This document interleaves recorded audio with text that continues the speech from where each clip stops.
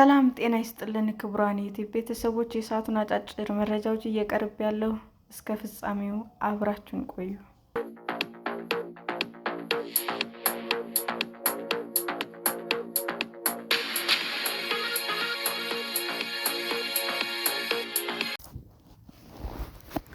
ስራና ክህሎት ሚኒስቴር ከኢሰማኮና አሰሪዎች ፌዴሬሽን ጋር ሰራተኞችን በሚመለከት በጋራ ለመስራት ተስማሙ።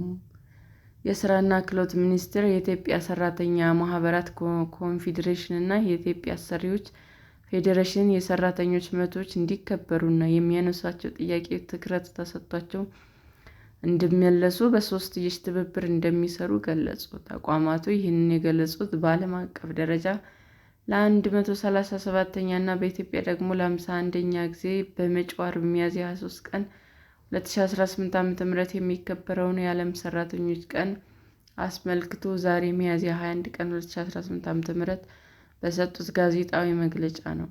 የኢትዮጵያ ሰራተኞች ማህበር ኮንፌዴሬሽን ፕሬዝዳንት አቶ ካሳሁን ፎሎ በሰራተኞች ምቹ የስራ ሁኔታ መፍጠር እንደሚገባም ገልጸዋል።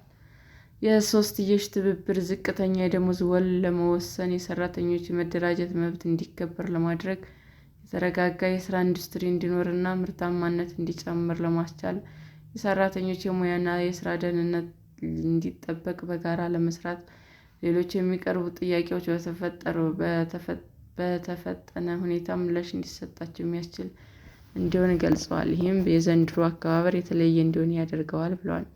ዝቅተኛ የደመወዝ ወለል እንዲወሰን የሚያደርገው ደንብ ተዘጋጅቶ ለሚኒስትሮች ምክር ቤት መላኩንም የገለጹ አቶ ካሳሁን ጉዳዩ ትኩረት ተሰጥቶ እንዲጸድቅም ጥሪ አቅርበዋል።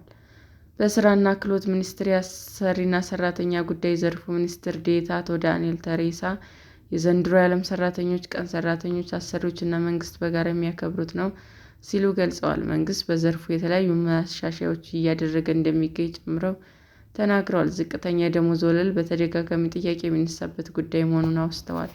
ይህም የሚመለከተው ደንብ በአጭር ጊዜ ውስጥ ይጸድቃል ተብሎ እንደሚጠበቅ አክለዋል። የዘንድሮው የዓለም ሰራተኞች ቀን የሰራተኛው መብት መከበር ለኢንዱስትሪ ሰላምና ለምርታማነት መሰረት ነው በሚል መሪ ቃል በተለያዩ ስነ ስርዓቶች እንደሚከበርም ተናግረዋል።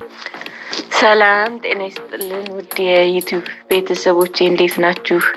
አዲስ ጀማሪ ነኝና ሰብስክራይብ ያደረጋችሁ አበረታቱኝ። አመሰግናለሁ። የዩቲዩብ አድማጮቻችን ለሰዓቱ ያቀረብኩላችሁ አጫጭር መረጃዎች ይህንን ይመስል ነበር። በሌላ መረጃ እስክንገናኝ ሼር፣ ላይክ፣ ሰብስክራይብ እንዲሁም ቢቀርብልን የምትሉት መረጃ ካለ ኮሜንት እያደረጋችሁ ቸር ቆዩን።